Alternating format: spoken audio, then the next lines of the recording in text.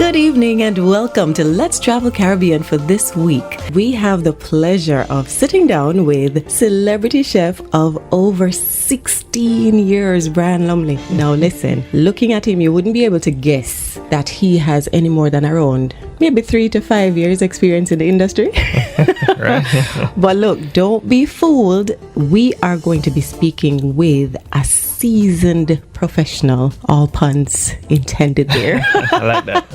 Very seasoned. Very seasoned. Thanks for taking the time to talk with us this evening, Brian. My pleasure to be here, Stacey. Thanks for having me. Now, at some point, we're going to talk a little bit about how you got started in the industry, but I think I want to start this evening by finding out what is the most rewarding thing for you about your profession.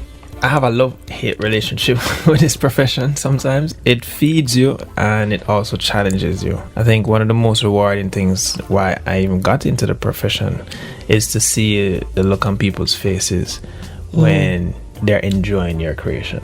And I think for a lot of passionate chefs, that's really where the magic is. Also, it feeds your creativity. So when you really get into it at a high level, you sort of cross over into this atmosphere of creative expression. So you play with colors, you play with ingredients, you play with just a bounty of different products. Your meal becomes like a work of art. Yeah, and you surprise yourself. So I think that's the most fulfilling part of it, is how it impacts people. I can imagine that feeling must be absolutely amazing. You know, the satisfaction that comes from it. Addictive. And that is where the love-hate part comes, because then on the flip side of that, if it don't go as well as if the expression don't look too right. Right, or if it doesn't come out as much, or if it's not consistent, then other parts of it, and people react very angrily.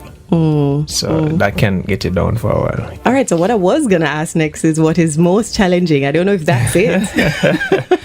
No. The most challenging part is the time it takes away from your friends, your family, the things you care about. And as you grow older, there are some things that become more important to you. When you're young, you're not so focused on it. You just dive down into the profession. But as you get older, you start thinking about other things. And there's so much time that you need to invest in this kind of profession. Like, it's very difficult to balance that. The work-life balance is tricky for you. Work-life balance, yeah. So that's why even a lot of people in my profession, they have challenges with mental health, because it wears you down after a while. You have to be very tough mentally. How do you cope? You have to know when to break, and you have to have times when you just detach yourself and just do something else. I have hobbies, so I play tennis, I go to the gym. I'm an avid water sports fan, so I do scuba and deep diving, and it's like those things kind of clear your mind and get you almost kind of a reset. Now, Brian is the executive chef at District 5 at the R Hotel in Kingston. Brian, how long have you been with R Hotel? I've been with the R Hotel 2 years now. 2 years. How's that been? It's been great. It's a nice challenge. We started the concept in the peak of COVID. Like, COVID just happened, locked down the country, everything. And it was an interesting time.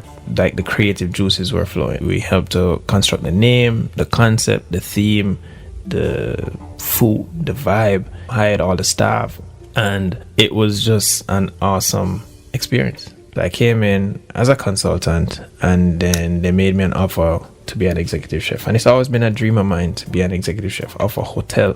I've been an executive chef of my own restaurant. I got the certification, everything, and I just needed a job now, you know what I mean? And I got that opportunity, and it was been a fun just ran ride. with it. Yeah, for sure. And it's been good for you. Oh, yeah. That's awesome. Now, what's the most requested item on the menu? In terms of the mass market, I would say pastas. Like, anything with seafood. Like, women love seafood. Oh, okay. One of my signature dishes is the oxtail cannelloni, but unfortunately I had to remove it from the menu because of the supply chain issues to get the ingredients to make it. But it was a top dish at one point.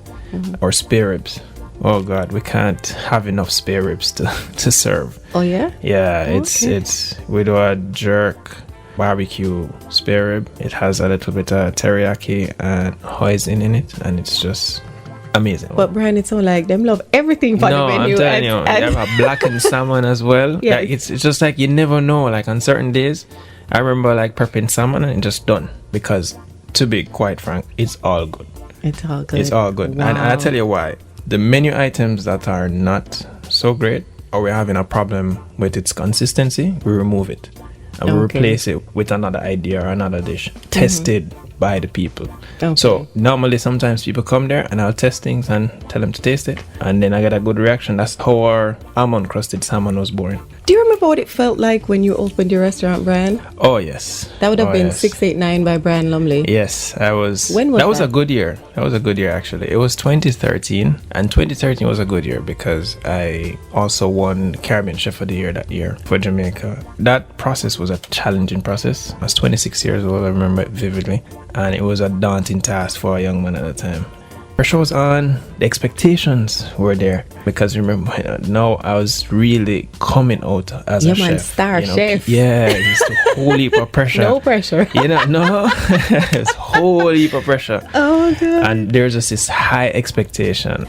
When did you know for sure, Brian, that you wanted to be a chef? And did your family buy into the dream with you? Did they ever imagine?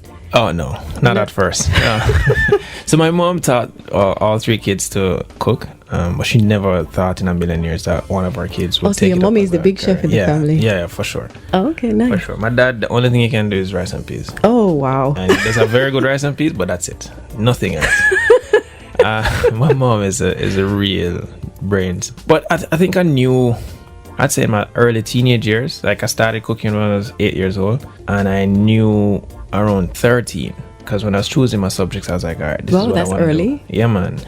But my parents still didn't believe at that time. And when it come closer to the end of high school, when I started to research culinary schools, that's when they really said, oh, started to take you serious. Yeah, he's really serious. And then I chose to go to Hart, and the rest was history. I did competitions, represented Jamaica, got scholarships through Hart, and just never looked back. Wow. All right, so just before we wrap up, Brian, share with our friends listening why they need to visit District 5. District 5 is a vibe. It's really just vibes. You come to the space, it's a different atmosphere. It's on the rooftop of the hotel, first of all, so the breeze is different. Food is good, the service is amazing. There are nights that you can come on that have a really good vibe. For example, Sundays we have a DJ, Fridays we have a DJ. It's just such a great time. On one ledge, what we call the Holborn side, because it runs parallel to Holborn Road, right, you can watch the sunset. It's just such an incredible view, amazing space, and you're getting good, consistent food all the time, and drinks. It's an easy space to be in. All right, so he says come for the space, and he already told you that if anything on the menu is not doing well, it gets cut. Yep. So the food is up there as well. You all go down to District 5 and check it out for yourself. He said it. Located at 2 Renfrew Avenue, New Kingston. That's right. That's it for Tourism Spotlight for this week. We'll have another exciting Spotlight guest for you next week inside Let's Travel Caribbean. That's it for this week's edition of Let's Travel Caribbean. Join us again next Wednesday at 6 p.m. for another in the series. I'm Stacey Ann Delavante.